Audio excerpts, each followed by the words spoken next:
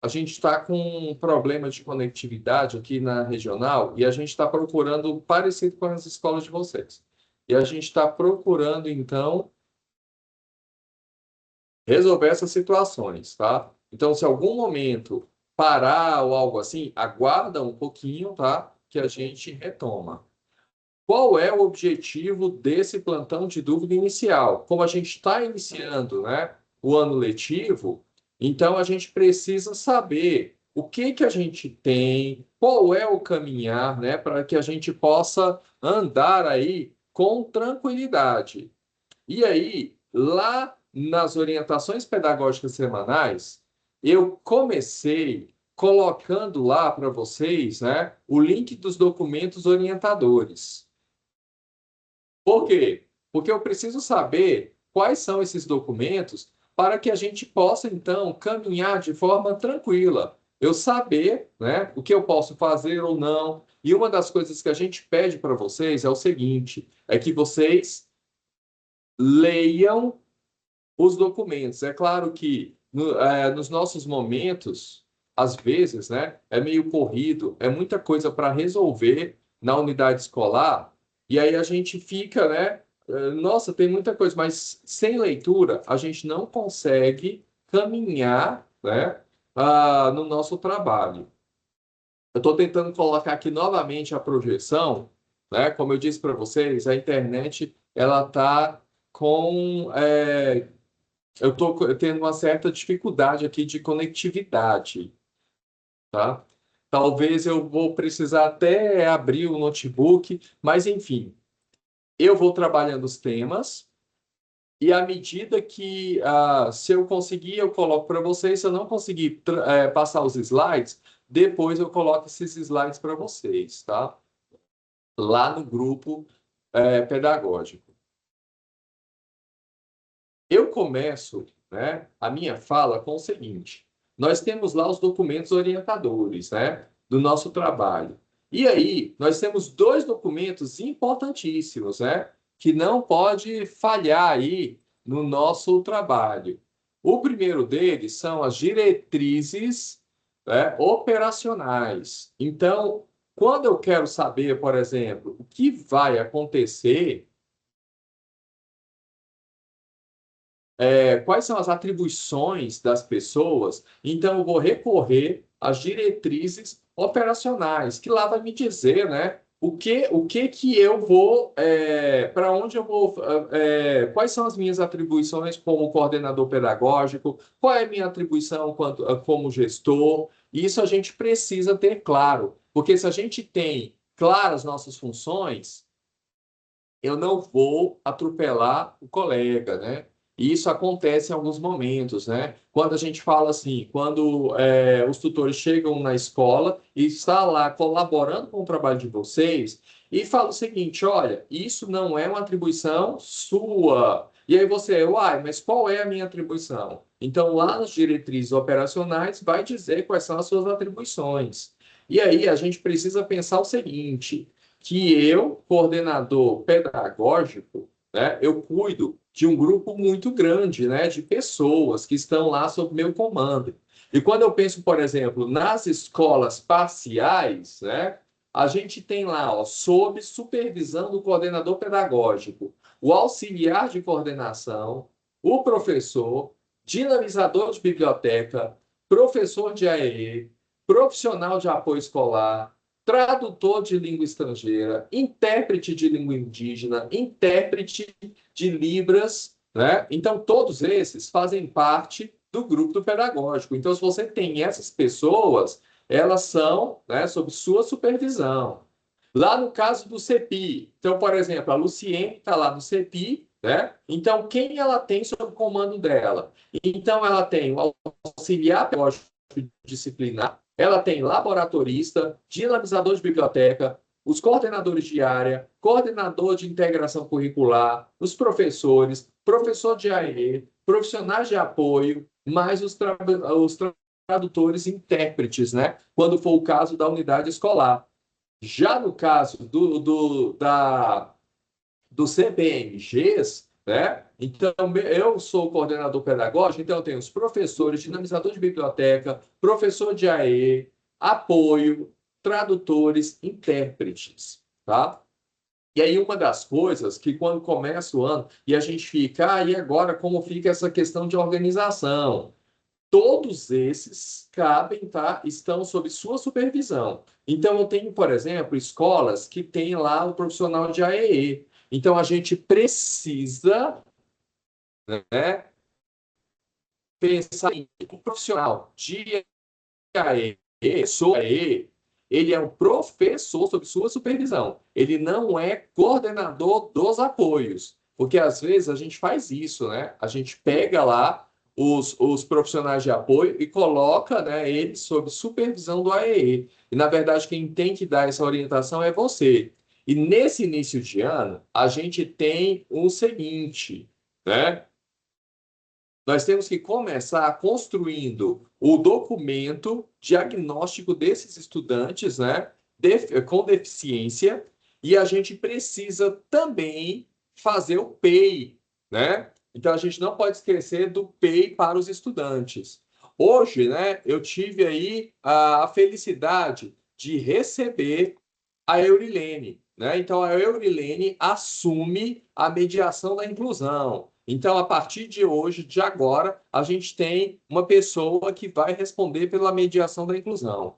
E nesse momento, uma das coisas que eu peço a vocês é o seguinte: vocês vão precisar mandar os laudos, né, e a relação dos estudantes com deficiência. Então, olha só, tenta organizar isso de forma que você mande uma única planilha. Porque se vocês ficarem mandando várias planilhas, toda hora muda, aí a gente não consegue organizar, né? Nesse primeiro momento, a gente vai fazer um mapeamento, e nesse mapeamento, a gente vai ver onde eu tenho apoio, quais são os estudantes, né? A gente já começou a fazer isso. Então, tem unidades escolares, né? Que os estudantes a já concluíram o ensino médio. Então, se já concluíram o ensino médio e eu tenho um profissional de apoio que atende esses estudantes, então a gente vai fazer um remanejamento, né? Ou ele vai ficar lá na unidade escolar, né? Com outras séries, ou ele vai ir para outra unidade escolar. Então, nesse primeiro momento, a nossa prioridade vai ser o seguinte: vai ser, em primeiro lugar, ter um profissional de apoio em cada unidade escolar. Eu preciso garantir isso, porque no final do ano nós tivemos escolas sem profissional de apoio. Depois a gente vai para o segundo profissional de apoio, depois a gente vai atendendo as especificidades, tá? Mas a gente precisa ter em todos. E nós terminamos o ano passado, né, com 308 profissionais. Então, 308 profissionais. Se a gente for pensar que nós temos aí 107 unidades, né, que precisam de apoio, então daria mais ou menos uma média aí de 3 por escola. Então, olha só, quando chega, por exemplo, pessoas lá para a unidade escolar de vocês, olha, eu preciso de um apoio individualizado. Então, nesse primeiro momento, a gente não vai ter como atender, porque a gente precisa atender o maior número de estudantes, tá? E aí eu preciso, então, do apoio de vocês nesse sentido, tá? Olha, pai, olha, mãe, a gente está organizando, a gente vai tentar. Só que nesse primeiro momento a gente vai ter profissionais para atender grupos. Aqueles casos, né, de Ministério Público, a gente vai se organizar também para atender, tá? Mas a gente precisa, então, ter esse desenho, tá? De quantos estudantes a gente tem, onde eles estão, quantos profissionais e escola. Depois que a gente fizer esse estudo todo, a gente distribui a primeira rodada de apoio, depois a segunda rodada, aí a gente vai atendendo as especificidades. E eu preciso de calma nesse momento, né, de vocês. Nós pedimos para vocês, ontem, eu fiz uma enquete lá, e até pedi para os gestores em relação aos intérpretes. O que acontece? Nós temos estudantes, e aí eu preciso saber onde esses estudantes, né, que necessitam de intérprete estão, por quê?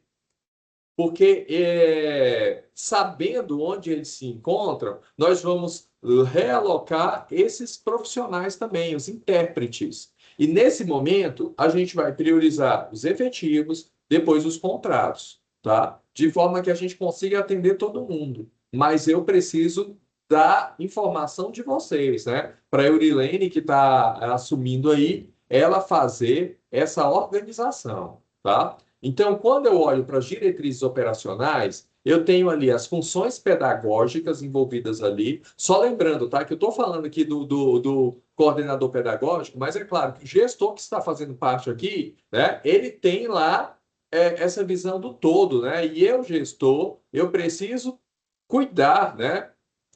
Do meu pedagógico, do meu administrativo, enfim, a gente pede aos gestores, né, para que vocês caminhem juntos com seus coordenadores pedagógicos. A gente precisa desse caminhar juntos para fortalecer o trabalho de vocês. Principalmente, ó, nesse primeiro momento, se eu, gestor, fortaleço a minha coordenação pedagógica, a coordenação pedagógica depois vai caminhando, porque tem o apoio da gestão. Tá? Então, ser gestor pedagógico não significa o tempo todo eu estar na pauta pedagógica, mas fortalecendo o meu coordenador pedagógico de forma que ele consiga desempenhar as funções dele, né? De forma a garantir a aprendizagem, né, dos estudantes e a gente caminhar. Tá? Lá, nas diretrizes operacionais, ela vai trazer as funções de regência de classe. E lá, pessoal, na página 81, 81, 82, vai falar, por exemplo, para as escolas parciais das horas atividade. Então, as horas atividades, elas continuam? Continua. Está dentro do documento, tá? Então, eu tenho as horas atividade, e aí quando vocês forem organizar a vida de vocês, então você já sabe, ó, tem hora atividade, vamos organizar isso dentro da unidade, tá? Porque uma coisa é eu ser professor com 40 horas, né? E ministrar 32 aulas e eu ter lá um número de horas atividades. Outra coisa é eu ter ministrar 30 horas, né, por 40, mas as minhas horas atividades, elas não diminuíram. Elas continuam, vocês vão ver lá no documento, elas continuam a mesma quantidade, tá? Então, nesses documentos, vocês vão perceber o seguinte, que lá tem portaria, né? Lá tem uma Lá tem um documento assinado pela professora Fátima, pela nossa secretária da Educação. Isso faz com que aquele documento tenha uma legalidade, tá? Então, eu não vou fugir dos documentos. E uma das coisas que eu peço a vocês nesse ano, gente, trabalhem em cima das diretrizes. Se você trabalha em cima das diretrizes, tem conhecimento, a gente evita estresse. Inclusive, lá nas diretrizes, vai falar, né, nas diretrizes operacionais, as funções de regência do professor. E quando fala lá que o professor tá eu tenho essa abertura de assistir a aula dele, a gente evita um monte de coisa. Que lá na atribuição de você, coordenador pedagógico, está dizendo que você precisa fazer observação de aulas. Tá? Então está dentro das diretrizes. Eu não estou inventando, eu não estou tentando perseguir ninguém. Mas a gente precisa, sim, começar esse trabalho de observação de aulas para que a gente possa ajudar, contribuir com o professor que está dentro de sala de aula,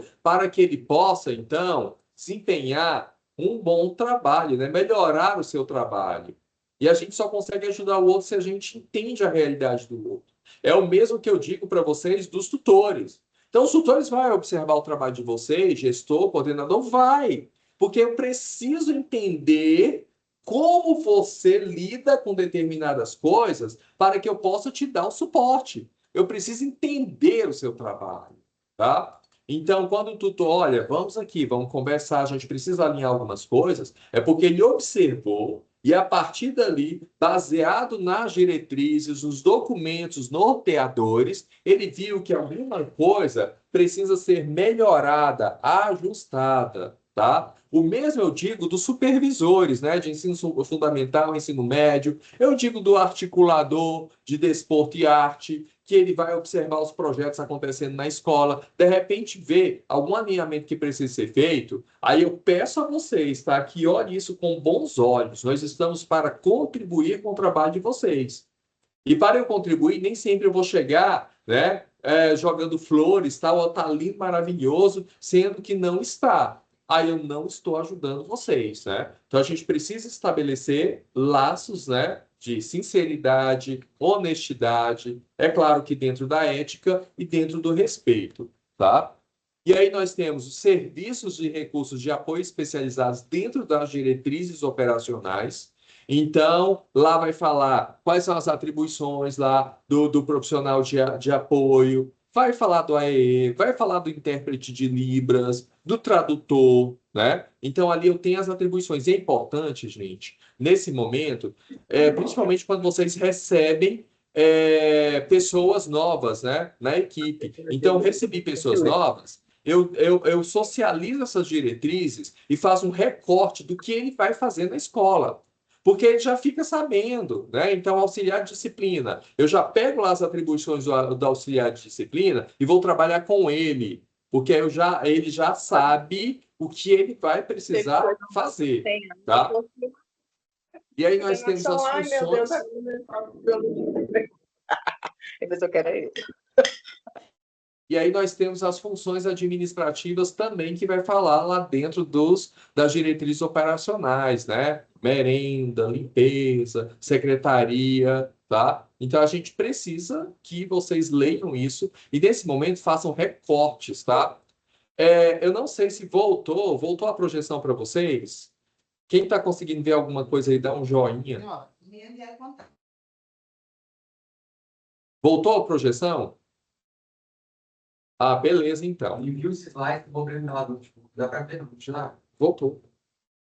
Então, olha, o que eu estava falando para vocês, eu tenho as funções pedagógicas dentro das diretrizes operacionais, a gente estava nas funções de regência de classe, inclusive, se eu quiser saber se a hora atividade do professor e mostrar para o professor está dentro do documento, né? Eu tenho serviços e recursos de apoio especializados, então eu quero saber, por exemplo, o que o profissional de apoio vai desenvolver na escola. Então, eu vou lá no documento. Gente, isso é bom para a gente, sabe por quê? Porque você senta com os profissionais de apoio e já dá orientação. Lembrando que eu, coordenador pedagógico, sou responsável pelos profissionais de apoio, tá? Uma coisa que eu queria deixar aqui claro para vocês é o seguinte: profissional de apoio não faz PEI. E teve muitos lugares no ano passado que colocou profissional de apoio para fazer PEI. Ele não faz PEI. Se vocês olharem lá nas atribuições dele, nas diretrizes, tem nada disso falando. Quem faz PEI é professor. Se na minha escola eu tenho um professor de AEE, ele contribui para a construção do PEI. Ele também não faz o PEI sozinho, porque o estudante não é única e exclusivamente dele, é da equipe. E eu, professor de química, eu saberei como eu posso fazer adequação para esse estudante. E a ideia da construção do PEI é o seguinte: eu olhar para aquele estudante com deficiência e, a partir dali, eu traçar um plano de forma que ele não seja uma pessoa alheia ao processo, né? Ele não seja uma pessoa que vai ficar lá na sala isolado, sem ter interação alguma, né? Porque eu preciso também promover a aprendizagem dele, só que eu preciso entender. Por isso que a gente trabalha com diagnóstico inicial com esses estudantes, porque no diagnóstico eu vou ver qual o nível de letramento que ele tem, qual o nível de raciocínio lógico, né, que ele possui, para a partir daí, dentro das habilidades a serem desenvolvidas no bimestre, eu vou ver como eu vou trabalhar com esse estudante. Aí eu vou ter um olhar, né, diferenciado para ele. E quando eu tenho um olhar diferenciado para ele, de forma que eu consiga fazer com que todos atinjam o objetivo, aí a gente pode falar de equidade, né? Aí sim eu estou lidando com a equidade, eu estou olhando ali todo mundo que faz parte daquele contexto e eu estou criando estratégias de forma que todos consigam, ao final do processo, né, ter ali garantido o seu processo de ensino-aprendizagem.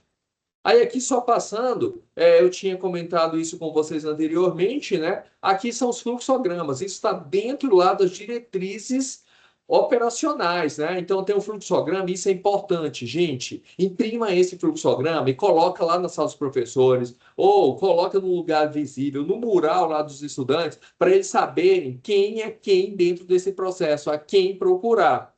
Porque aí eu digo o seguinte: se eu tenho essa noção, essa ideia de inter-relação, então eu já sei da cadeia. Então eu sei, por exemplo, que a Jaqueline está lá na escola e ela é coordenadora pedagógica e ela comanda uma equipe, né, lá no CEPI. Então, olha só, antes de chegar na Jaqueline, às vezes eu posso lidar com outras pessoas ali, né? Isso faz com que a gente tenha corresponsabilidade, né? Então, se cada um souber o seu papel dentro do processo e a quem recorrer na cadeia, né? Então, eu até não sobrecarrego você, gestor, né? Porque eu sei que para chegar no gestor, olha, eu passo por um monte de instâncias, né? Então, essas instâncias precisam resolver. Eu vejo assim que na escola, eu vou pegar aqui o exemplo de CEPI. O professor lida com o aluno, né? Teve um problema disciplinar, quem vai resolver esse problema lá disciplinar, né? Então, olha só, na disciplina, eu tenho lá o auxiliar de disciplina, não é isso? E esse auxiliar, ele vai tentar ali alinhar, resolver com o estudante. Não resolveu? Vou para a coordenação pedagógica. A coordenação pedagógica, então, lida com isso e depois não resolveu, vai para a gestão. Eu não vou direto na gestão, tá? A gente tem uma sequência, tá? Se eu tenho problemas lá, por exemplo, coordenador pedagógico, alinhamentos pedagógicos, eu vou pegar aqui o CEPI. Você tem os coordenadores de área. Então, nas reuniões gerenciais semanais, o que que eu vou fazer? Eu alinho com a equipe gestora, né? E aí eu tenho a equipe gestora central, que é o gestor, o coordenador pedagógico e o CAF, secretário. A partir dali, cada um sai com suas demandas para os seus grupos, né? Então, vou recobrar aqui, vou recorrer a Jaqueline novamente. Estou vendo você, Jaqueline, vou te usar, tá? Como exemplo. Ou pode ser a Regiane também. Então, o que que acontece? Elas estão lá na escola, dia de segunda-feira, elas fazem, né? Estão na reunião gerencial e elas vão fazendo, promovendo desdobramento dessa reunião, de forma que elas vão fazer reunião com os coordenadores de área. Então, cada coordenador de área vai fazer, né, esses alinhamentos com os professores, né, da sua área ali. Então, eu, coordenador pedagógico, não vou fazer essas orientações para o professor direto. Quem vai fazer isso é o coordenador de área. Se o coordenador de área teve alguma dificuldade, né, procedimental, metodológica, ele vai recorrer ao coordenador de área. E o coordenador de área vai passar para o coordenador pedagógico nas reuniões gerenciais. E esse coordenador pedagógico, se ele não conseguir resolver e precisar de um apoio maior, ele vai levar para a reunião gerencial com o gestor depois. Então, se eu trabalho com esse alinhamento, eu não sobrecarrego e eu vou criando vínculos, tá? Então, as orientações pedagógicas, o coordenador pedagógico dá suporte ao coordenador de área para que o coordenador de área faça isso com os professores, tá? E não eu ir direto no professor, porque aí o que acontece? Eu estou cancelando esse coordenador de área no processo, né? E aí acaba ele não tendo função. Por isso que no CEPIS, quando, principalmente de ensino médio, a gente tem aquele momento de estudo semanal. Aquele momento de estudo, aí sim, o coordenador pedagógico traz uma questão que todos os de área viram, por exemplo, olha, a gente está tendo problema com a metodologia de tutoria, não está funcionando, o pessoal não está entendendo. Então, eu trago essa temática para formar o grupo. Aí o coordenador pedagógico pensa na questão metodológica, né? Como a gente pode agilizar, otimizar esses processos, né? Lá nos militares, né, a gente tem um gestor pedagógico. Então, esse gestor pedagógico, ele não vai lidar direto com os professores, ele vai fazer o alinhamento com as coordenações pedagógicas, de modo que essas coordenações pedagógicas desenvolvam o trabalho com o professor. E a coordenação pedagógica leva para o gestor pedagógico, né, todas as demandas, alinhamentos, enfim, para que sejam necessários. Então, segunda-feira eu faço também esse alinhamento. Nas escolas parciais, a gente já tem, né, o coordenador pedagógico em linha de frente. Aí o coordenador pedagógico faz o alinhamento direto com os professores, né? E assim, se a gente tiver essa visão, a gente evita um monte de estresse ao longo do ano, né? Cada um sabendo ali o seu espaço, né? E aí depois, olha só, se eu já sei, né, como funciona a escola, as atribuições de cada um, carga horária, inclusive, gente, alguém me perguntou em relação a horários, como fica o horário? Eu posso alterar intervalo ou algo assim? Vocês vão seguir as diretrizes operacionais. Lá nas diretrizes operacionais, traz os horários de aula. Então, não vou inventar a roda, não, gente. Já está pronto. Porque depois você cria um horário diferente das orientações e dá problema, você escola, vai ter que responder por isso. Porque você não seguiu as orientações. Tá? Então, o horário de aula está dentro das orientações, está dentro das diretrizes operacionais. Né? Hora atividade está dentro das diretrizes operacionais. O que cada um vai fazer está dentro das diretrizes. Porque uma coisa é eu orientar alguém a fazer algo que está dentro das diretrizes e ele não cumprir, e outra coisa é eu colocar a pessoa para fazer algo que não está dentro das suas atribuições, né? Aí está errado, entende? E aí eu tenho como usar esses documentos a meu favor. Por isso que a gente precisa ler os documentos. Lá nas diretrizes pedagógicas, vai trazer para a gente, primeira coisa, os documentos norteadores. Então, a gente tem um conjunto de documentos norteadores aí para o nosso trabalho. Então, a gente não vai ficar inventando. Então, se eu sou CEPI, lá no CEPI, né, tem um drive que consta todos os materiais ali de CEPI, todas as metodologias. Então, quando eu falo em estudo orientado, eu tenho um documento de estudo orientado. Então, eu vou alinhar, eu vou desenvolver o trabalho em cima daquele documento. Quando eu falo de eletiva, a gente tem um caderno de eletivas. Então, eu preciso seguir aquele caderno que está lá. Eu não vou inventar. Porque se eu invento, por exemplo, eletiva que não está no catálogo, vai me gerar problemas. Quais são os problemas, Luiz Carlos? Eu vou tentar cadastrar, não vou conseguir.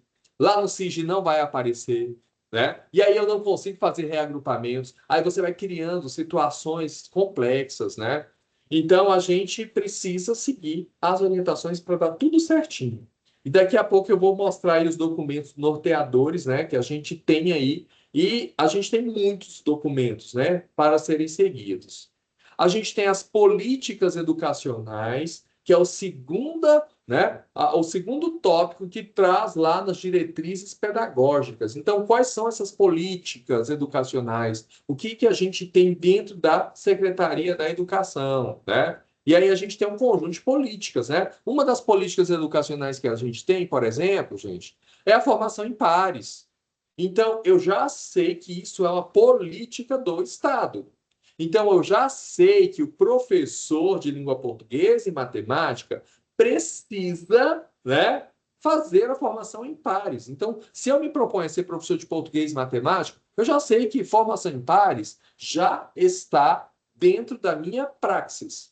Não tenho como fugir disso, tá? E nesse ano eu preciso do apoio de vocês para garantir que todos os professores de língua portuguesa e matemática estejam dentro da formação em pares.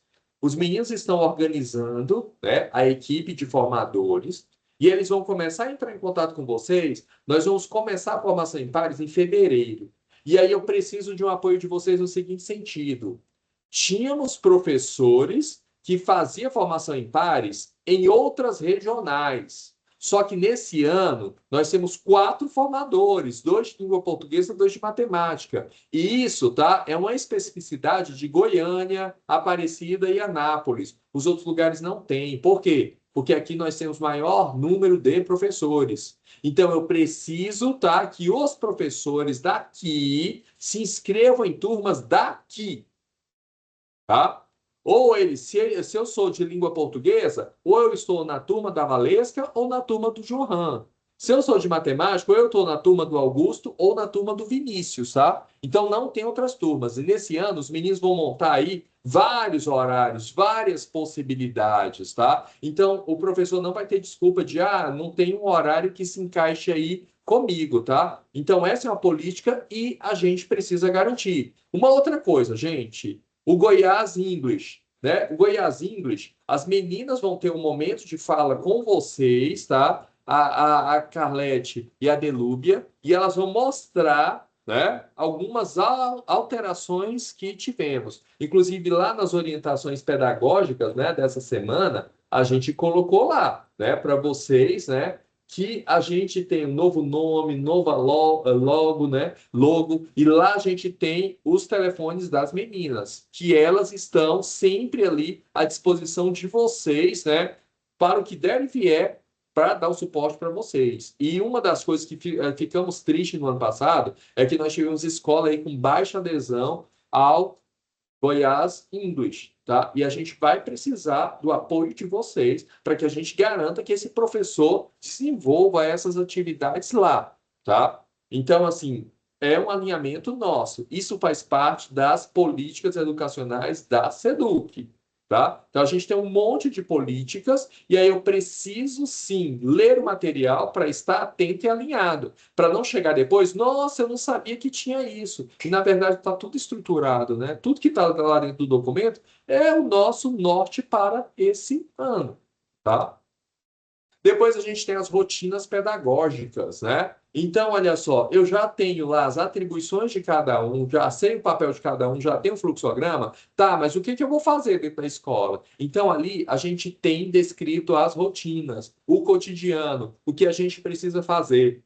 E quando a gente fala em rotinas, né, pedagógicas, aí a gente tem a observação de aula, que é uma rotina pedagógica. Quando eu penso, por exemplo, na utilização dos materiais, isso faz parte da rotina pedagógica. Quando a gente pensa, por exemplo, em organização, né, dos professores, faz parte da rotina pedagógica. E uma das coisas que eu peço a vocês é o seguinte: lá no trabalho coletivo, né, no nosso primeiro trabalho, vocês entregaram a matriz de habilidades essenciais aos professores, ok? Lá dentro das matrizes de habilidades essenciais, não sei se vocês abriram, viram direitinho, mas lá tem as habilidades, né, do DCGO, a gente tem as habilidades ali, né, essenciais, e a gente tem ali os materiais de suporte ao professor, para que ele trabalhe. Dentro desses materiais de suporte, né, eu tenho ali, eu tenho os, fugiu aqui, a gente tem o Revisa, né? Então, Revisa é um material de suporte para o planejamento do professor. O Revisa não engloba tudo, mas ele engloba elementos importantes. Por isso que eu não posso ter, por exemplo, um professor que fique só preso no Revisa. Porque ele vai ver que as habilidades que estão ali, certo? Tem a habilidade do Revisa, mas tem a habilidade que não está no Revisa. Então, é um material de suporte, tá? Ao professor. E só deixando aí, né,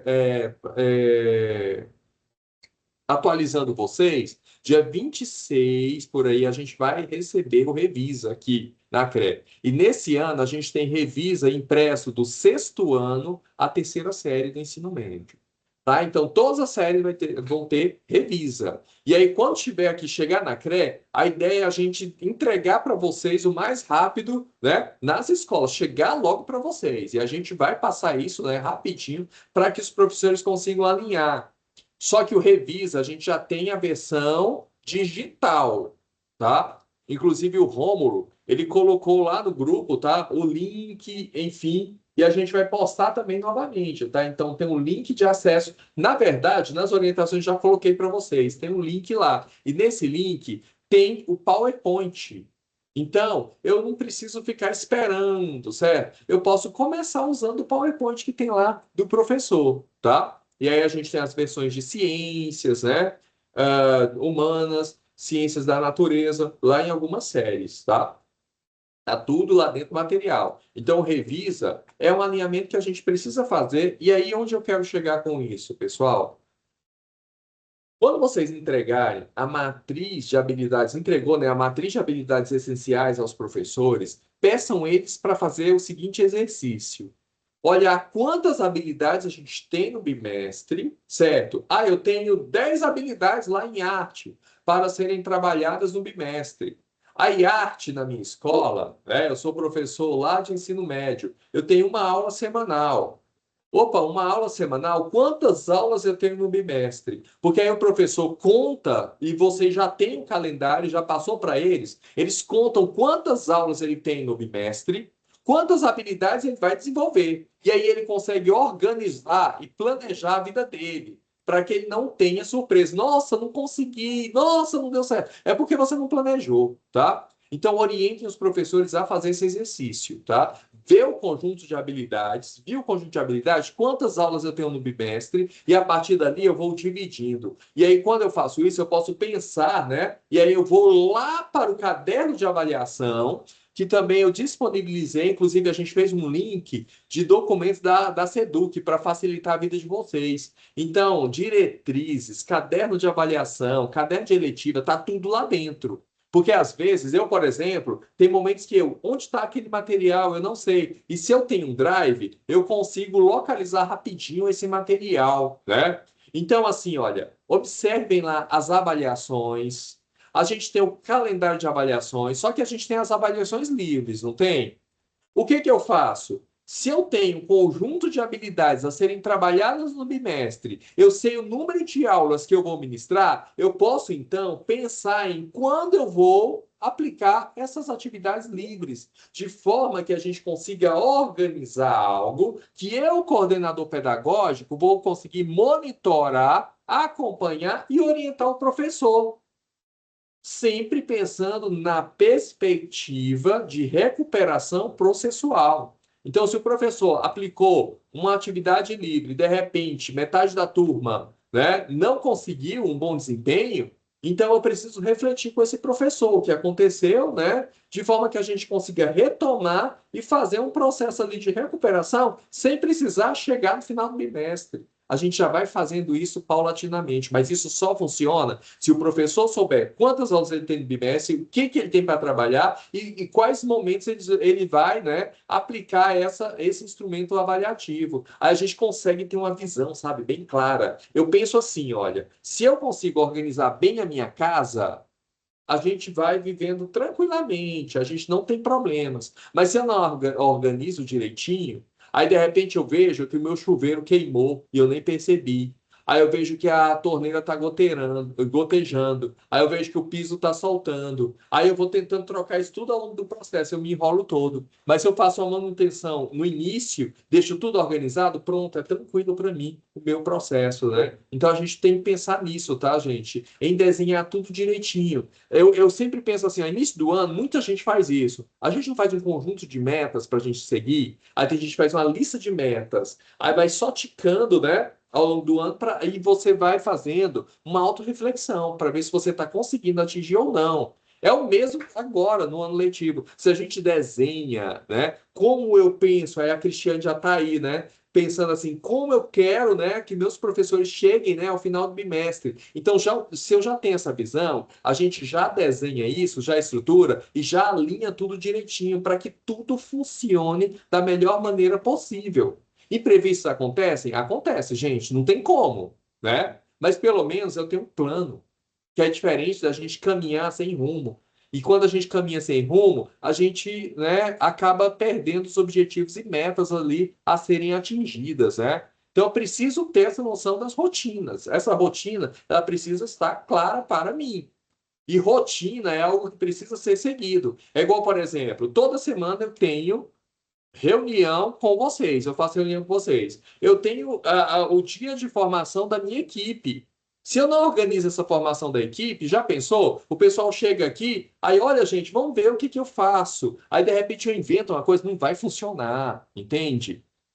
Se eu não tenho a percepção do que precisa ser ajustado, né, com a equipe, a gente não consegue avançar. É o mesmo que vocês, né? Então a gente traça um plano ali, a gente organiza tudo e a partir daí a gente vai caminhando e vai fazendo os ajustes, só que partindo de um plano, partindo de uma organização, né? E aí o último ponto que traz as diretrizes pedagógicas, né, são os programas e projetos da SEDUC, né? E aí, por exemplo, eu sei que todo ano a gente tem o Seduc Cerrado, né? Que é um projeto. Então, se eu já sei que tem o Seduc Cerrado, então eu consigo organizar minha vida de forma a ter esse momento, para não chegar uma coisa, nossa, eu nem sabia, nossa, isso é surpresa. E não é, está lá dentro, né? Então, As diretrizes, elas são divididas em 4 blocos, né? Da mesma forma que as diretrizes operacionais. E ela ficou bem enxuta. Como vocês vão ver, a gente não tem mais aquele calhamaço, né? De 300 páginas, né? Ela tem 176, né? Então ficou bem reduzido. Porque tem muitos documentos que menciona e faz um resumo, que isso facilita para a gente, sabe? Faz um resumo dos documentos, porque aí você já sabe o teor e depois você recobra isso, tá? Inclusive, a gente tem um guia de recomposição das aprendizagens, gente, que é uma das coisas que eu preciso que vocês socializem com os professores também. Porque o guia de recomposição, ele vai direcionar também o meu planejamento e trabalho. Porque às vezes eu quero fazer recomposição e eu estou em dúvida, eu tenho dificuldade. Então eu tenho um guia que vai me mostrar ali, né, passos, caminhar, né, que eu posso traçar ali ao longo do processo. E dentro, né, quando a gente fala de documentos, ó, a gente tem um monte de coisa. Então, o primeiro documento que a gente tem é o documento curricular para Goiás, né, o DCGO.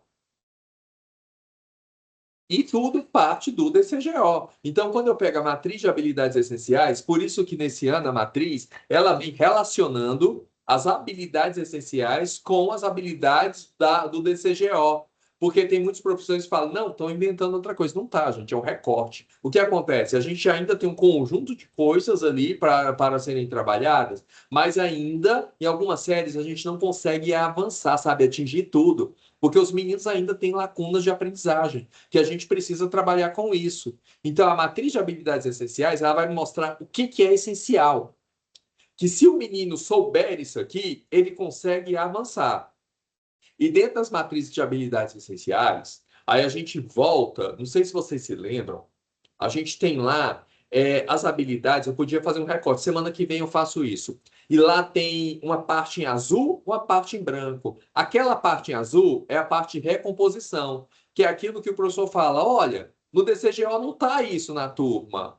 Por que não está? Porque aquilo, né, é resultado de um caminhar. Então, quando os meninos fizeram lá no ano passado a avaliação diagnóstica, as avaliações formativas e a somativa ao final, então aquilo ali, né, me deu parâmetros, né? Quando eu falo me deu assim, eu, Seduc, a Seduc, tá? Tem um conjunto de dados para organizar o nosso trabalho. Então, foi detectado, por exemplo, nas avaliações dos estudantes, que algumas habilidades eles ainda não conseguiram avançar. Por isso que elas aparecem nas habilidades essenciais e aparecem em azul, que são a habilidade de recomposição, ou seja, se eu trabalho essas habilidades, o estudante consegue avançar. Mas não significa que isso é uma coisa engessada. Porque pode ser, por exemplo, que a Cristiane lá na escola, lá no Aécio, né, quando ela esteja conversando lá, né, com a equipe e de repente ela está lá com o coordenador de linguagens. E o coordenador de linguagens fala: olha, os professores de língua portuguesa falaram que essas habilidades aqui de recomposição os meninos já dominam, eles já sabem. Se os meninos já sabem, bacana, beleza, passo para frente, entende? Mas pode ser que ela veja, olha, tem essas habilidades aqui, os professores viram que a situação, né, lá de matemática está um pouco mais profunda. A gente precisa, talvez, recompor algo a mais. Então, a gente tem essa liberdade, sabe, de fazer isso. Então, aquele azulzinho lá de recomposição, é para ele saber, olha, isso aqui é importante para o estudante, para que ele avance, para que ele chegue lá no branquinho. Que lá no branquinho, aí sim, são as habilidades do ano em questão. Aí são habilidades de ampliação da aprendizagem. Então a gente recompõe e depois a gente amplia, né? E a gente avança um pouco mais, de forma que essa ampliação para o ano que vem, para o outro semestre, enfim, ela pode ser uma habilidade de recomposição que o menino não dominou. Por isso que nesse movimento, gente, nós não temos as matrizes de habilidades essenciais de todos os bimestres, porque a gente não sabe quem é esse público que nós estamos recebendo. A gente precisa entender esse estudante para, a partir do entendimento com esse estudante, aí sim eu sei aonde ele sabe, eu sei onde a rede sabe, e a partir daí a gente vai traçando os próximos passos. Por isso que a matriz de habilidades essenciais, ela é construída a cada bimestre. No dia 26, eu vou receber também aqui as avaliações diagnósticas, que elas estão previstas no calendário de vocês para dia 10 ou 11, tá? Sempre a gente trabalha na seguinte perspectiva. Dia 10 a rede toda aplica, dia 11 é caso especial. Vamos supor, né, que lá numa escola, né, lá no Fim Social, teve uma chuva torrencial no dia 10, que impossibilitou dos estudantes fazerem a avaliação. Aí eu tenho o dia 11, entende? Para a gente, então, aplicar esse instrumento avaliativo. E essa avaliação diagnóstica, ela vai ser importante, por quê? Porque ela vai detectar, ela vai ser aplicada para todas as séries, ela vai detectar o que os estudantes ainda têm dificuldade, ou os avanços deles, né? E isso vai servir como base para a próxima matriz de habilidades essenciais. Porque aí a gente está trabalhando nessa primeira com a perspectiva dos meninos que saíram lá do ano passado. Então, de repente, eu tenho novas dificuldades e aí eu preciso recompor. Então, a gente trabalha com essa matriz, né? Nessa perspectiva, né? De recompor essas aprendizagens que são essenciais, de forma que o estudante consiga avançar, tá? Então, dia 10, 11. Aí você já coloca no radar de vocês, já vai começando a pensar nessa logística aí da aplicação da avaliação, né? Nós temos lá, né, um documento curricular do ensino médio, né, que ele me dá orientações aí acerca desse ensino médio, e aí nós temos o ensino médio goiano, que inicia nesse ano, que traz algumas mudanças, né? Quando a gente trabalhou com aquela concepção de currículo e a gente construiu, ali a gente tinha uma visão. De repente, a gente viu que o nosso ensino médio ele tinha de ter especificidades. E essas especificidades, elas foram contribuições de vocês, coordenadores, professores, certo? E a partir daí foi reformulado. Tanto é que o número de aulas, né, que a gente tem da formação geral básica, sobretudo nas escolas parciais, aumentou. Porque o pessoal reclamou, olha, uma aula de química não dá, não avança, uma aula de física não vai, né? Então houve essa alteração de forma a atender a formação geral básica, né? E a gente tem algumas mudanças que é importante que eu, coordenador, saiba, né? Para que eu possa auxiliar meu professor. Aí nós temos aí um documento orientador na Escola para Todos, inclusive esse manual, gente, ele tem online e ele tem impresso aqui na CREB. Então, cada escola precisa vir buscar o seu, tá? Quando o gestor aparecer aqui, olha, pegue esse documento aqui conosco, tá? Para servir de orientador. E aí nós temos também, né? Não sei se vocês se lembram, os gestores, né, estiveram presentes aí em alguns movimentos, né, momentos que a gente trabalhou em equidade racial, que quando a gente abre as avaliações, os leques, a gente observa o seguinte: a gente ainda tem desigualdades. E desigualdade no sentido, sabe, de gênero, de cor, de raça, e a gente precisa agregar isso ao nosso trabalho. Tá? Então, a gente tem um guia de equidade que vai ajudar a gente no nosso trabalho. Inclusive, lá no guia, né, de relações étnico-raciais, ele vai trazer para mim ali, eu, professor, orientações de como desenvolver esse trabalho dentro de sala de aula, tá? É uma temática que a gente precisa trabalhar esse ano, além da temática do bullying, né? E cyberbullying, que isso faz parte do PPP de vocês, e aí a gente precisa sair daquela concepção que está no documento e pronto, acabou, e esse documento precisa virar práticas em sala de aula. E quando eu falo em bullying, não é parar o momento lá, vamos fazer uma palestrinha de bullying, pronto, acabou. Não é isso, não é sobre isso. É trabalhar dentro, né, da minha proposta. Eu, professor em sala de aula, eu consigo, dentro de química, física, biologia, trabalhar a questão de bullying.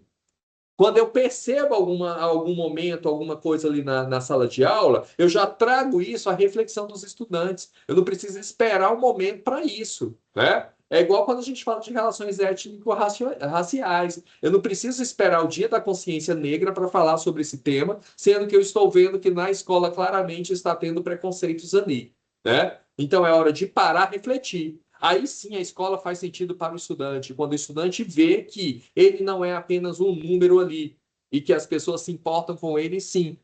e que as pessoas estão vendo que ele está tendo algumas dores, sofrimentos ali, e eu tô ajudando para que ele consiga, né, superar tudo isso, né? Então, é necessário, gente. E quando a gente fala em construção cidadã parte no primeiro princípio de, né, eu me respeitar e respeitar o outro, né? Respeitar o outro na sua diversidade. E a diversidade, ela é importante na nossa formação, porque a partir daí eu consigo aprender com o outro e a gente cresce Léo, quanto pessoas, você tem né? o número de farmácia que entrega aqui? Não tem Você número de tem o número farmácia, desliga que para entrega mim. aqui? Tem. Me passa? Deixa eu pegar. Ei, Raul, tem farmácia que não, Raul. A gente tem um documento orientador também da EJA. Então, quem tem EJA tem um documento orientador que traz ali as especificidades da EJA. Então, olha, eu tenho dúvidas, tal, primeiro lê o documento. Depois, se você lê o documento, aí tem dúvida, aí procura para a gente esclarecer.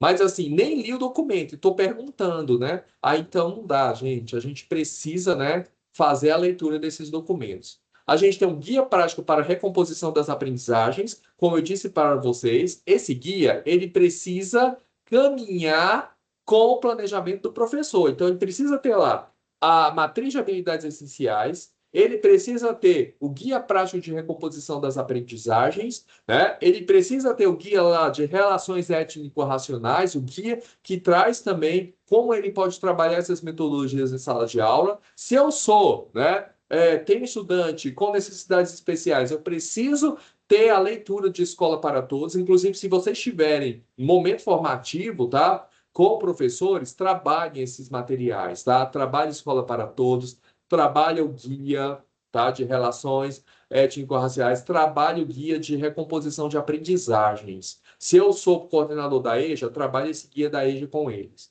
E nós temos o nosso Revisa, né? Que é um documento aí que serve, né, para que o professor, né, amplie as suas possibilidades, né? Lembrando que ele não é a Bíblia, né?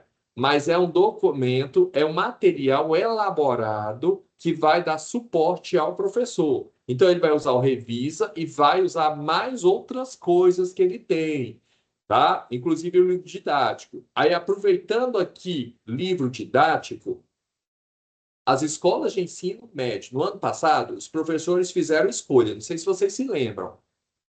Os gestores assinaram a ata para escolha única. Por quê? Porque nós vimos que eu ter escolha única ajuda no seguinte sentido. Se faltar livro em uma escola e eu tenho livro sobrando na outra, a gente consegue fazer esses remanejamentos e atender a todo mundo.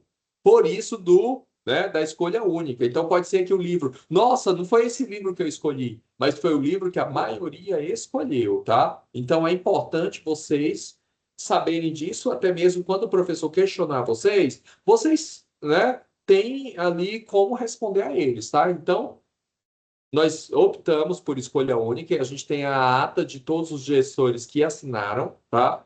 No sentido de otimizar esse processo, tá? De que faltou livro numa unidade, a gente consegue remanejar para outra. E o trabalho também, ele fica mais alinhadinho, tá? Lembrando que o livro, assim como revisa, são materiais de suporte ao professor, né? E aí nós temos o Caderno de Avaliação Educacional 2026. Esse caderno também, gente, socializa com o professor, porque aí ele vai entender como funciona a avaliação. Inclusive, se vocês quiserem, na semana que vem, sentir necessidade, a gente pode tratar o tema avaliação, tá? E a gente abre esse caderno e a gente estuda juntos. Lembrando que esses plantões, o que vocês tiverem dúvida, as temáticas que vocês quiserem que trabalhemos, tá? A gente traz isso, tá? E trabalha junto com vocês, tá? Depois nós temos os cadernos orientadores aí, né? Das áreas. Então, o que acontece? O meu ensino médio nesse ano, né? Principalmente das escolas parciais, a gente tem lá, né? O itinerário formativo de aprofundamento. E nesse itinerário, né, formativo de aprofundamento, eu preciso saber como eu vou trabalhar isso. Então, esses cadernos, eles estão sendo construídos para dar suporte ao professor nesse sentido, tá? De entender como essas áreas devem trabalhar, né, tendo vista esse ensino médio goiano. E uma das coisas aqui, olha, que vai facilitar muito a nossa vida é o seguinte: nós temos aí praticamente em todas as escolas cursos técnicos, né? Todo mundo tem curso técnico, um ou outro que não tem, mas quem tem ensino médio tem cursos técnicos. Nós temos uma gama de cursos técnicos. A gente tem, né, curso técnico que foi ofertado pelo Senac, pelo Senai, oferta própria. Aí a gente tem os da Escola do Futuro, a gente tem Cotec, né, várias parcerias. E a gente precisa ficar atento ao seguinte: a quando começou meu curso, tá? Então, por exemplo, eu tenho um curso que começou a oferta própria da Seduc. A gente tem oferta própria que iniciou lá em 2024. Aí nós temos um documento, né, que fala das matrizes de 2026. Esse documento, ele só vale para os cursos que estão começando em 2026. Quem começou lá em 2024, eu vou trabalhar com a concepção de matriz de terminalidade. Então, aqueles componentes de 2024 continua agora, até os meninos terminar. Então, quando eu, gestor, for pensar na questão de modulação, isso eu estou dizendo porque está gerando muitas dúvidas, né? E muita gente nos procurando aqui, tá? Então, eu preciso saber o documento certinho. Então, no ensino médio, eu abri um processo de curso técnico lá em 2024, aquela matriz do processo é a que acompanha o estudante até o final. Se eu abrir um curso novo nesse ano, né? A escola está ofertando um curso novo nesse ano, eu sigo a matriz desse ano, que inicia esse ano com a primeira série. E aí, no ano que vem, eles continuam com essa matriz. Eu não troco matriz de curso técnico ao longo do processo. Tá? Por isso que eu não posso pegar um estudante da primeira série que está fazendo técnico em alimentos e, de repente, na segunda série, ele ir para contabilidade. Tá? Por isso que ele precisa, dentro da área que ele escolheu, seguir até o final. Tá? Então, fiquem atentos a isso, tá? Então, as matrizes, olha, se eu tenho lá segunda e terceira série, eu tenho a matriz de terminalidade que vai seguir aquele norte, tá?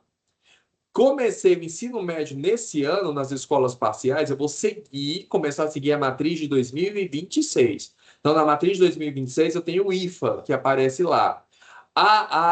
Quem vai ter o IFA? Primeira série. Segunda e terceira, continua com as eletivas, continua aquele movimento que eles têm. Ensino fundamental. No ensino fundamental é diferente. Lá no ensino fundamental, a gente tem uma matriz onde vai aparecer. O Rômulo vai falar sobre isso, né? Tem algumas diferenças, só que é para todo mundo, começa todo mundo, que é diferente do ensino médio, tá? E aí eu passo então a palavra aí para o Rômulo, né? Então o Rômulo vai falar para vocês aí sobre essa mudança, sobre esse caminhar do ensino fundamental nesse ano. Rômulo. Bom dia. Pessoal, então, foram poucas mudanças, né, se comparado ao ensino médio, mas assim, eu recebi algumas dúvidas sobre essa de fato mudança que aconteceu no nono ano, que foi a mudança mais expressiva que entra o letramento digital, e aí eu estou falando da matriz de 30 horas. Mas antes de falar de matriz de 30 horas, vamos falar de maneira geral, tanto escolas de ensino fundamental de 25 quanto de 30, e aí pegando aí o desafio crescer, né? E continua o desafio crescer, só que agora vai ser quinzenal. Então, por exemplo, na matriz de 30 horas, são 2 aulas de EO, certo?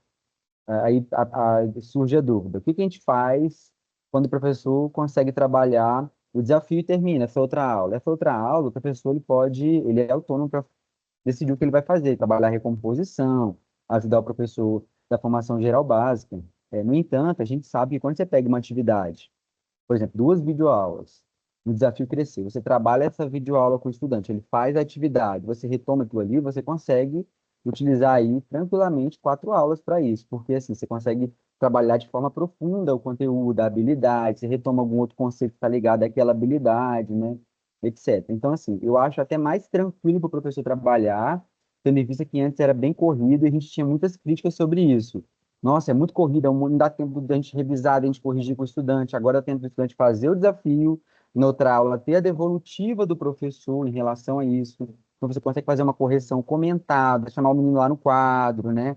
Tudo isso. Então, assim, acredito que isso vai facilitar o trabalho do professor, de estudo orientado, ele vai conseguir dar aquela respirada. E aí, o que muda nesse desafio, nessa aula?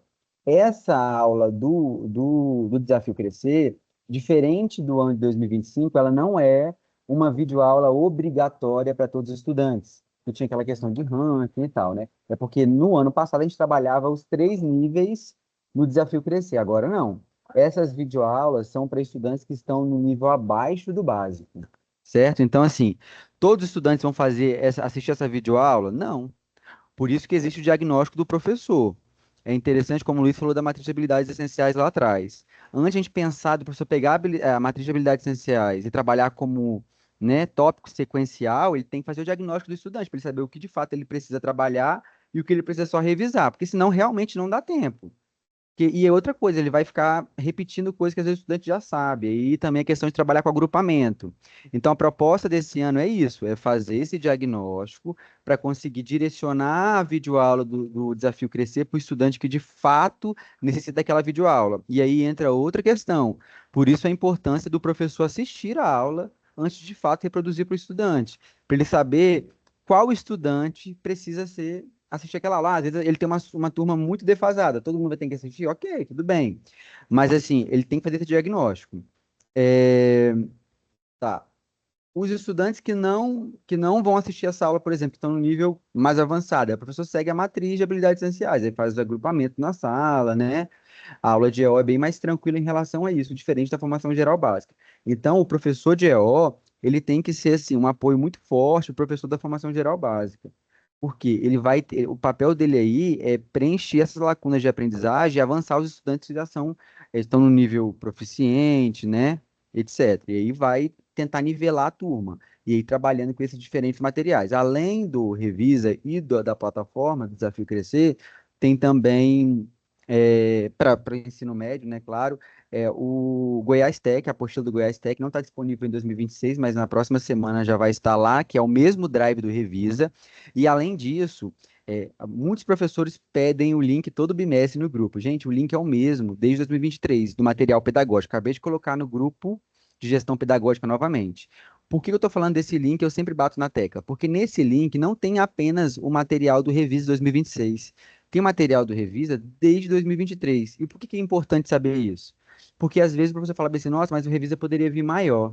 Ele não vem maior, mas se você dar uma olhadinha nos revisos anteriores, vai ter todas as habilidades, a matriz de habilidades essenciais lá. Então, assim, se eu faço um compilado, o professor para um planejamento dele, e ele abre os revisa, fala, a matriz de habilidades, vou trabalhar essa habilidade. Ele fez o diagnóstico, ele sabe quais são as lacunas de aprendizagem daquela turma, ele olha para a matriz, ele abre o drive do material pedagógico do revisa e vê quais atividades ele vai trabalhar em cada material. Então, assim, todas as habilidades existem atividades e textos relacionadas a elas, já prontas pela Secretaria de Educação, já feita pelo NURED. Então, assim, é uma questão mesmo de curadoria num lugar específico, diferente de você ficar pesquisando atividades na internet, pesquisando textos, que isso aí demanda muito mais tempo. Então, assim, o professor precisa ter esse entendimento, saber que o material que ele precisa para trabalhar com estudantes em diferentes níveis está dentro do Drive que ele tem acesso, certo? Ele só não tem acesso ao revisa do professor, e aí a gente encaminha para vocês. Na verdade, o professor de nono ano e terceira série tem acesso, que a gente manda no grupo deles. Mas os outros professores não têm acesso. Vocês que repassam esse revisa para o professor, tá? E o nono ano, agora matriz de 30 horas, que aí, de fato, entra essa diferença, que é o letramento digital, e aí, quando chega no nono ano, o estudante fica apenas com uma aula de estudo orientado, e a outra aula é substituída pelo letramento digital e pensamento computacional. Tira uma de EO de matemática, uma do EO de português. E como que vai ser direcionado esse trabalho? Também na plataforma Nextpola, dentro da própria plataforma, que o professor tem acesso, né, vão ser disponibilizadas videoaulas quinzenais. E aí tem uma questão. Essas videoaulas não são sequenciais, ou seja, não é igual o Desafio Crescer em 2025 para o professor de estudo orientado. são aulas de apoio, videoaulas de apoio. O professor é que vai planejar a aula dele e vai incluir essas videoaulas como apoio no seu planejamento. Tá, mas qual é o... Tem um caderno orientador para o professor saber o que ele vai planejar? O caderno orientador está sendo confeccionado juntamente com matriz de habilidades essenciais, juntamente com um cronograma, certo? Nós temos também a BNCC, que tem um adendo aí, que é essa parte computacional, pensamento computacional, que está no drive que foi enviado na OP do pedagógico. Eu estou alimentando ele ainda com o drive do fundamental. Então, lá, o primeiro material que o professor tem acesso é esse. Ele vai acessar essa matriz da BNCC e vai consultar as habilidades dentro do nono ano. Isso aí é o pensamento computacional. O letramento digital é bem mais tranquilo. Tem muito material, enquanto não sai aí essa ementa, o professor pode pesquisar aulas sobre letramento digital. A gente já trabalhou isso nos anos anteriores, né, em outros componentes, é bem tranquilo. Trabalhar essa questão de consciência do estudante, né, trabalhar a questão de uso das redes sociais, né, entra também fake news, várias coisas. Então, assim, é um conteúdo bem mais tranquilo. Então, pensamento computacional, a matriz está dentro do Drive, e quem tiver dúvida, eu, coordenador pedagógico, professor, os professores do nono ano, a gente já tem acesso direto a eles. Então, assim, é bem mais tranquilo para eles entenderem isso, estão enviando tudo no grupo para eles. Certo? É isso. Luiz, pode seguir. Obrigado. Então, pessoal, continuando aqui, né? Vamos então falar um pouquinho do ensino médio, né? Então, lá no ensino médio, como eu disse para vocês, principalmente nas escolas parciais, então eu tenho o ensino médio goiano. Aí lá no ensino médio goiano, a gente tem o IFA, né? Os itinerários formativos de aprofundamento. E aí, olha só, esses itinerários formativos de aprofundamento, eles são anuais. Isso significa que eu não posso trocar no meio do ano, tá? Nesses itinerários, a gente tem 6 aulas. 2 aulas são de produção de texto. Essas aulas são fixas. Isso significa que os estudantes, né? Eu tenho o primeiro A. Esses meninos do primeiro A, eu não preciso fazer reagrupamento. Primeiro A é primeiro A e vai ter a produção de texto com 2 aulas. Depois eu tenho matemática no cotidiano. Matemática no cotidiano são 2 aulas e são fixos também. Todas as turmas de primeira série vai ter matemática no cotidiano. Agora, quando eu penso nas áreas de ciências humanas ou ciências da natureza, aí sim a escola vai poder optar. Então, vamos supor que eu tenha 4 turmas de primeira série. Então, eu posso fazer 2 itinerários formativos de aprofundamento de ciências humanas, 2 itinerários formativos de aprofundamento de ciências da natureza. E dentro de ciências humanas, é claro que eu posso trabalhar um conjunto de coisas, né? Ciências da natureza também, então tem várias temáticas. E aqui a gente vai trabalhar com reagrupamentos, porque aí o aluno pode escolher. Então, eu estou na turma A, mas eu não quero fazer ciências humanas, que é o que o pessoal escolheu. Então, eu posso ir para a turma, né, de ciências da natureza.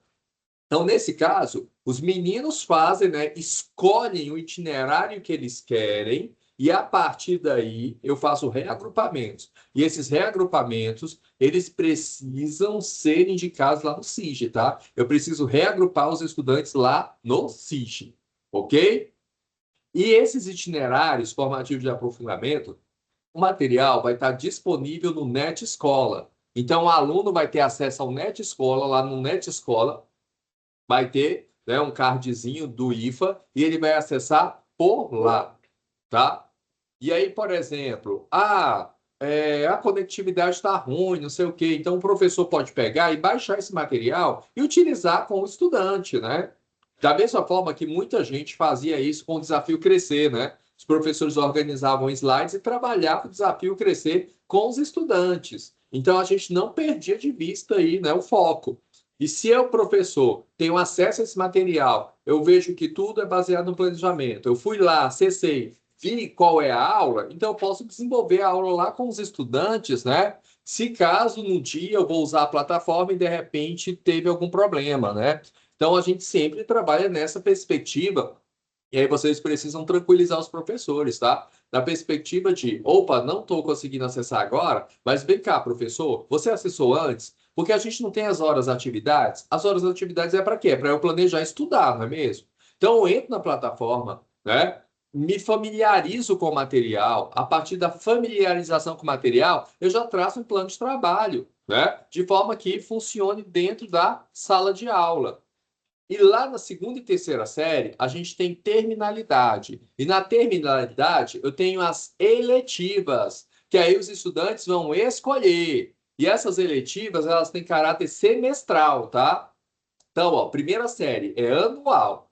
Eu sou estudante, escolhi ciência da natureza, eu vou ficar o ano todo estudando, certo? A eletiva de ciências, o itinerário formativo de aprofundamento de ciências da natureza. No ensino médio, a gente tem, então, as eletivas, a gente faz a feira das eletivas, os estudantes escolhem, e aí a cada semestre ele troca, né? Ele escolhe uma nova.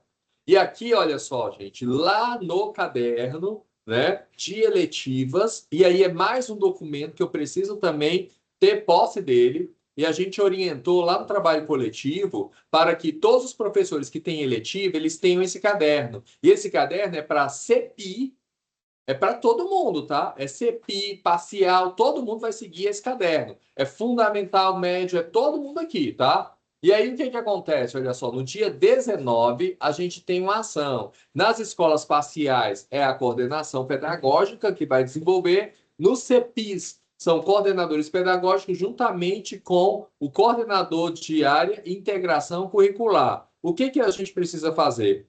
Reunião de articulação para elaboração dos projetos das eletivas, propor as temáticas das eletivas, orientar e garantir a elaboração dos projetos, né? E considerar a formação de pares, né? Ou trios de professores para a elaboração dos projetos, porque esses projetos eles precisam ser integradores. Então, eu posso ter um projeto onde mais de um professor consiga, né, atuar na sua execução. Do dia 19 a dia 30 do 1, né? Então já está um pouco aí em cima, né? Eu creio que, por exemplo, CEPIs, vocês já tenham começado esse processo aí de eletivas, né? Desde o ano passado. Só que nós vamos trabalhar com as eletivas do catálogo, que é uma das coisas, tá? Que a gente pede. Se você trabalhar com eletiva diferente, você não consegue cadastrar. Então tem que ser catálogo. Até mesmo para organizar os reagrupamentos lá dentro, tá? Então, olha só, aí no dia 30 do 1, né? Então, a gente vai receber, né, esses projetos elaborados, a gente vai ler, dar devolutiva, para isso os tutores vão estar com vocês, fazendo essa leitura e validação, tá? Então, os tutores fazem validação dos projetos de eletiva. Tem que passar pelo tutor, o tutor tem que dar o aval dele, tá? Então, o professor entregou para você, você senta lá, né? Avalia. Se o tutor estiver lá, avalia com o tutor. Ah, o tutor nessa semana ele vai ser extra, eu preciso disso antes. Manda para o tutor, porque aí ele, em algum tempo, faz uma leitura prévia, dá devolutiva para vocês, tá? Então tem que ter aval do tutor. Não tem eletiva sem o tutor saber o que está acontecendo, tá? Depois do dia 2 a 6, né, de fevereiro, então, a gente vai. Já tem os projetos, tudo prontos, já está validado pelo tutor. Aí a gente vai organizar o feirão das eletivas, né? Onde os meninos, então, vai escolher, né, a eletiva que ele vai cursar, tá? Então, isso do período de 2 a 6. Então, eu, coordenador pedagógico, já organizo aí a data que eu vou fazer esse feirão, tá? E a partir do dia 9, né, depois do feirão, aí a gente vai ter as aulas das eletivas, tá? E no dia, né, de 22 a 26 do 6, a gente tem a culminância dos projetos, que vocês já devem ter colocado no calendário de vocês, né? Quando vai acontecer, né, a culminância desses projetos. Aqui, olha só, eu trago para vocês também, tá? O menu de temas de eletivas. Então, por exemplo, ensino fundamental. O ensino fundamental, olha, eu tenho ciências da natureza e matemática do cotidiano, cidadãos do futuro, dinheiro, minhas escolhas, e assim vai. Ensino médio, a gente tem esse conjunto também de temas. E esses temas valem para tempo parcial e tempo integral. tá? Então, são os mesmos. E aí eu vou trabalhar em cima disso. E quando eu pego o caderno, lá depois, ele vai detalhando cada uma dessas eletivas, o que se espera, enfim. O professor pode fazer customização? Deve, né? Porque aí eu tenho um contexto diferente, mas eu tenho um norte, eu tenho uma linha para seguir, para isso não ficar solto.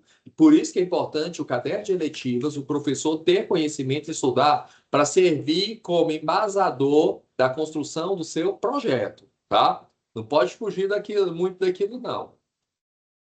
Aí aqui, olha só, eu vou falar um pouquinho, né? Vou abrir um parênteses aqui para os cursos profissionalizantes oferta própria.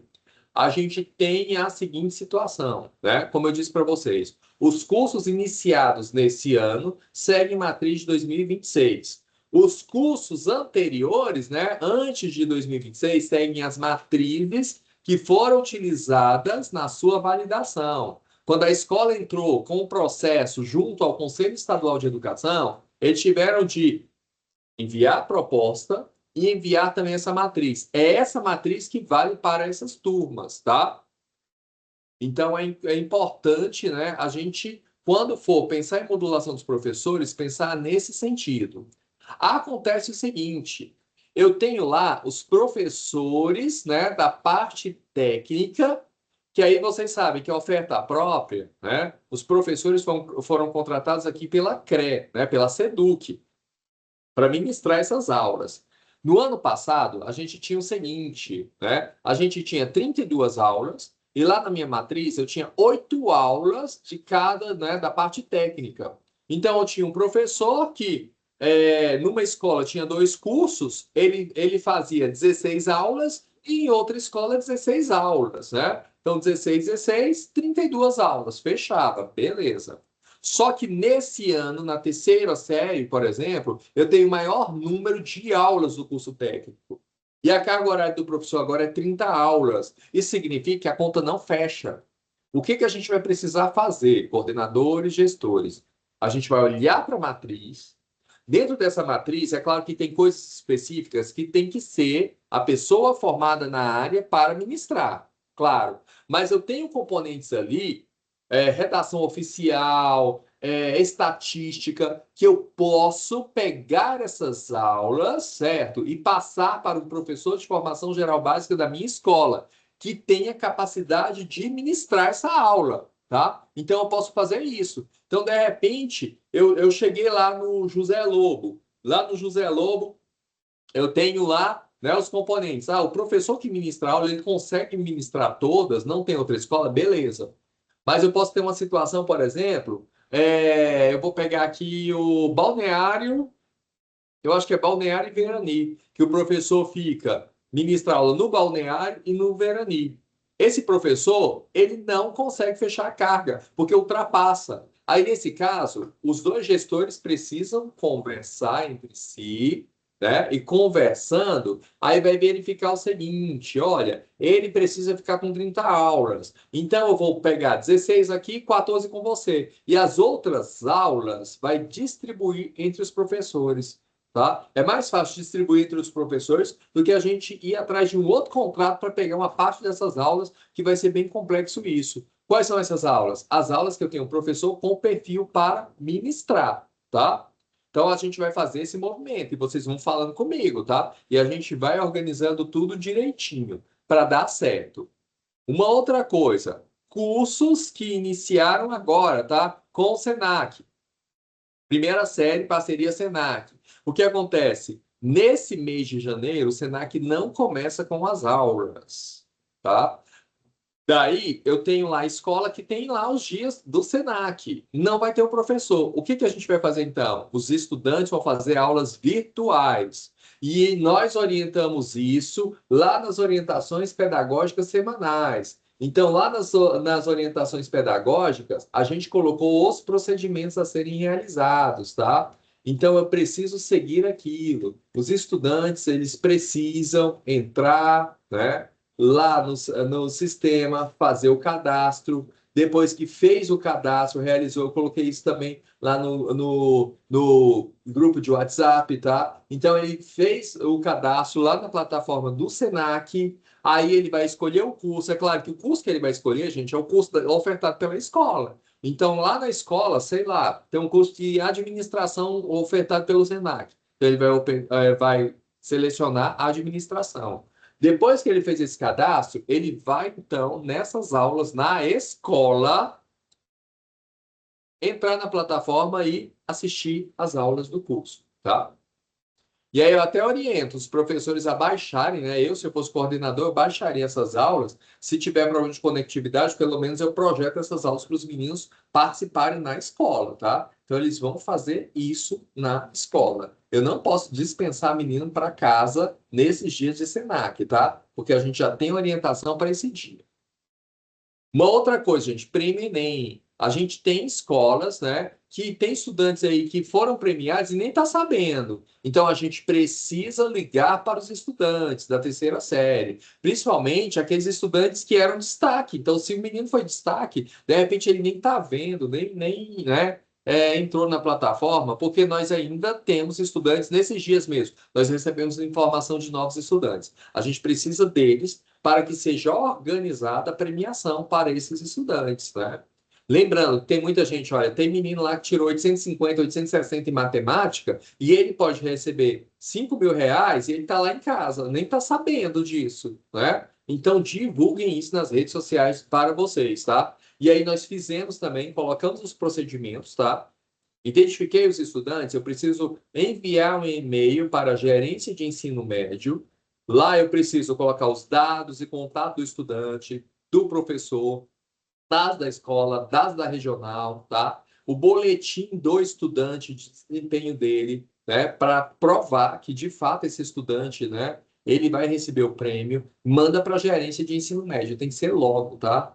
A gente tem o card dos estudantes premiados, a gente colocou o link no grupo, então você entra, baixa o link, edita, coloca a foto do menino, anota que ele tirou, e manda isso, tá? Vamos divulgar em larga escala, porque isso é propaganda de vocês, do trabalho da escola. Lembrando que a escola que tem 2 estudantes, né, premiados, por exemplo, em matemática, aí o professor ganha premiação, o coordenador, o gestor ganha premiação também, né? Então vamos ficar atentos a isso. De repente, você pode ter direito a uma premiação, né? E de repente passa o prazo, aí não adianta muito, tá? Eu vou abrir agora um espaço para as meninas do Go English falar, do Goiás English, falar um pouco com vocês. Depois delas, o Elton, então, vai fazer alguns alinhamentos de desporto e arte.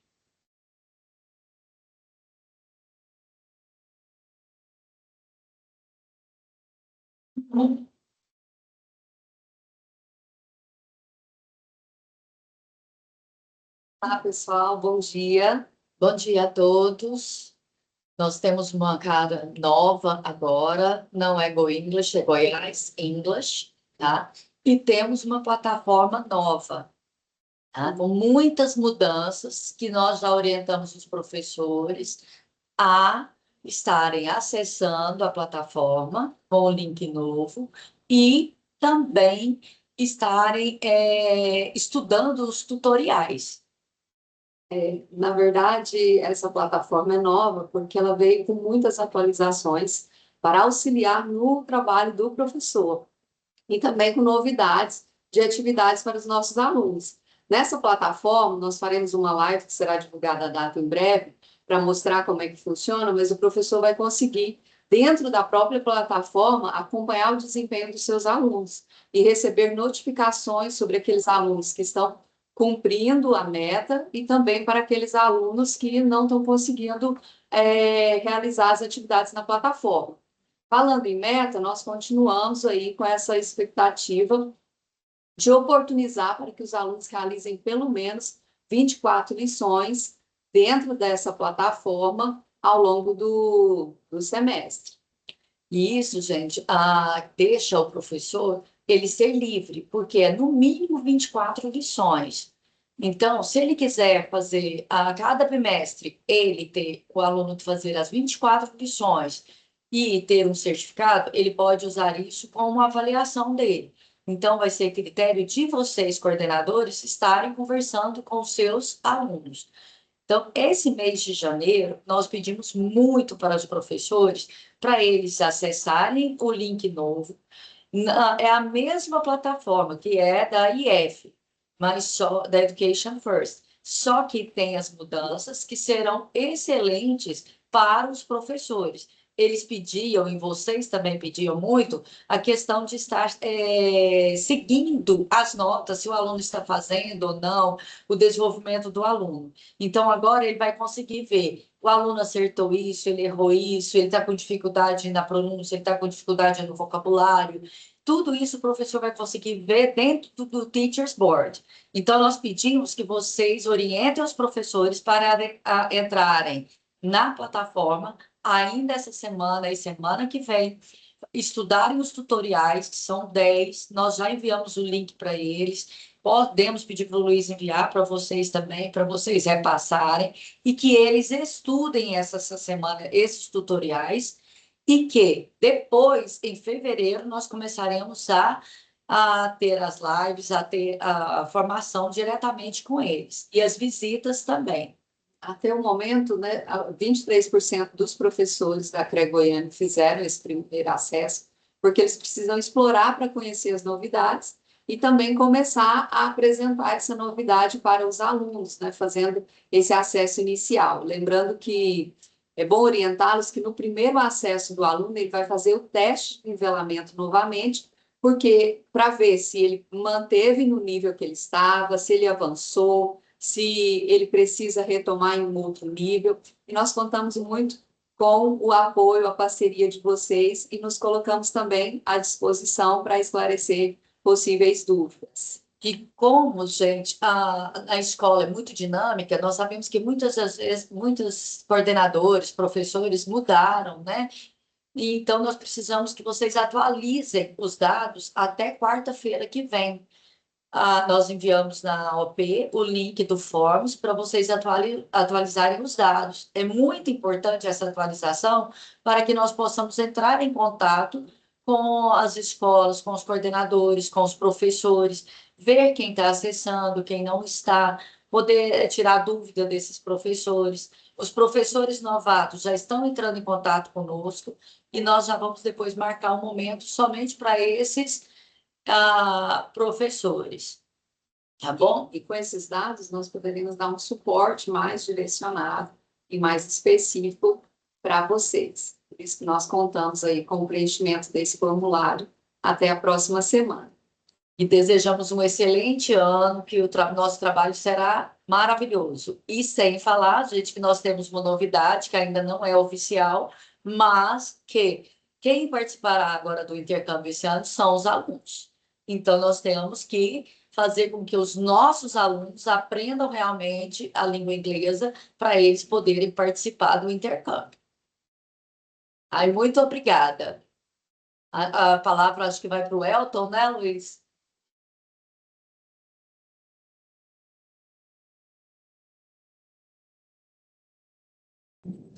Bom dia a todos. Obrigada, Luiz. Inicialmente, queria desejar para todos um feliz ano novo, né? Que esse ano nós podemos pegar tudo aquilo que vai ser planejado. Pessoal, esse primeiro momento eu vou estar falando sobre os jogos que vão ocorrer, tá? E teve algumas confusões em termos de data, tá? Esse ano é um ano atípico, esse ano nós temos Copa do Mundo, nós temos eleições, então o nosso tempo ficou mais curto em vista dos jogos do ano passado, tá? Então, esse cronograma, né, que nós temos aqui, nós temos essas 5 fases que vai ocorrer, tá? A primeira fase, o interclasse. No interclasse nós estamos tendo alguma discussão sobre datas. A data eu tenho de 5 a 20 de fevereiro para acontecer o interclasse na escola.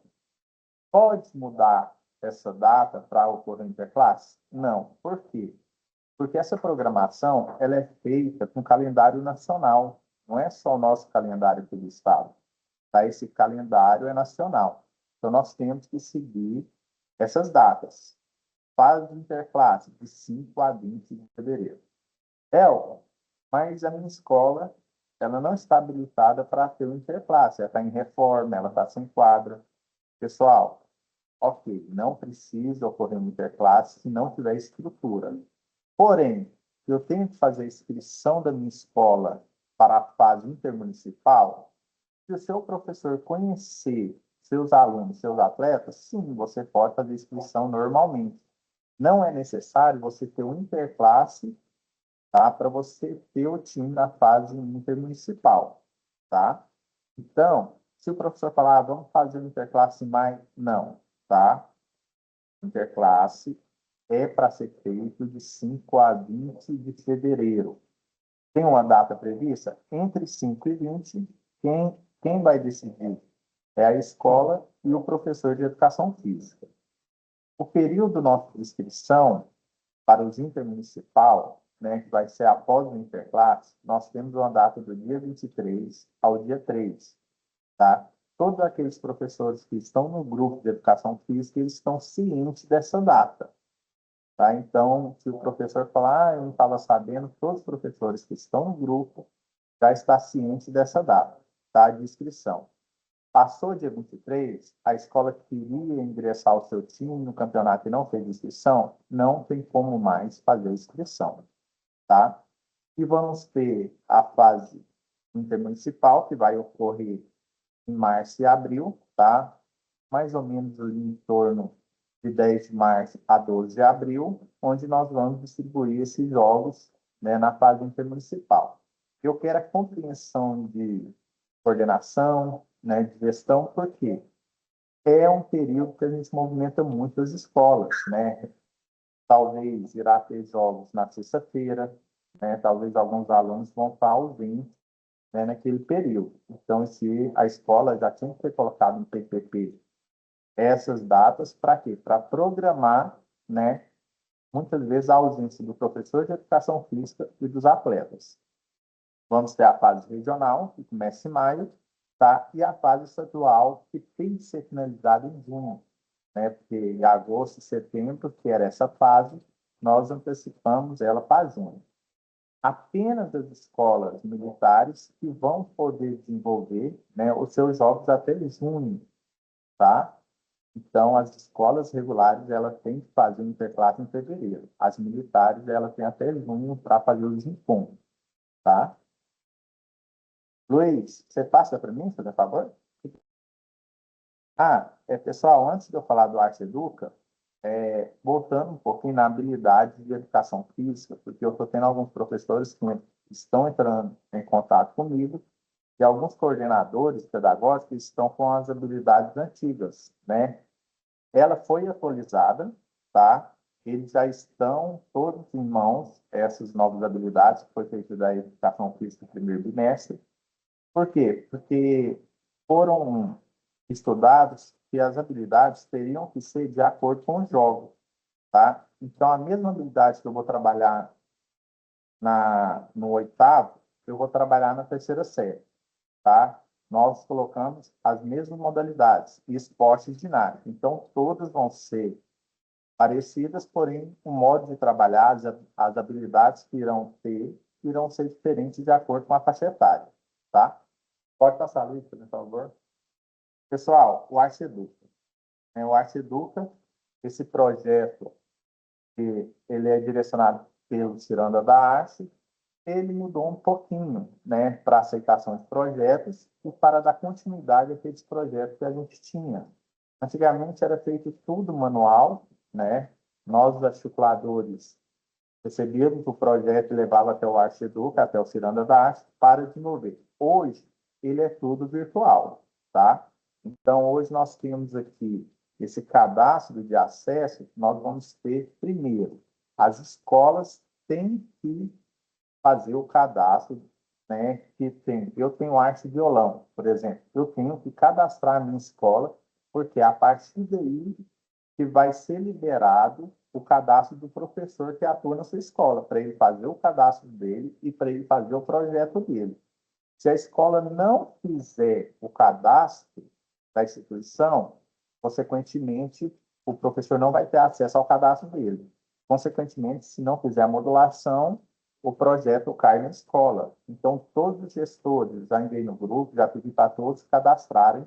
Quem tiver arte banda, arte teatro, arte audiovisual, tem que fazer o cadastro da escola, tá? Porque a partir de fevereiro nós vamos abrir para os professores cadastrarem, incluir os seus projetos para dar continuidade na instituição, tá? Então, se a gestão, se a escola não fizer o cadastro, o professor não vai ter acesso, tá? Então, pessoal, o que eu tenho que falar é sobre isso, sobre o desporto e arte. E se tiver alguma dúvida sobre a habilidade, sobre a matriz, né, e sobre o jogo, podem entrar em contato comigo, que eu vou ter o prazer de tirar essas dúvidas de vocês, tá? Obrigadão a todos e tenhamos um ótimo final de semana. Lulu? Ok, Elton. Obrigado. Bem, pessoal, então agora, né, a gente encerra a primeira parte, que é orientativa, e a gente vai, então, abrir para vocês, para a segunda parte, que são as dúvidas, né, que podem ter surgido, né, na nossa fala, e nas orientações semanais. Lembrando que na segunda-feira, né, nós estaremos com vocês, né, nas unidades escolares, acompanhando, então, a reunião gerencial.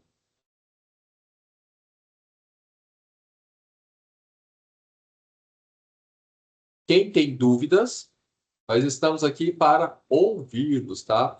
Lembrando que lá nas reuniões gerenciais, uma das coisas que eu queria alinhar com vocês e propor era o seguinte, que a gente tivesse um roteirinho, sabe? De trabalho, tipo, o que a gente abordar, sabe?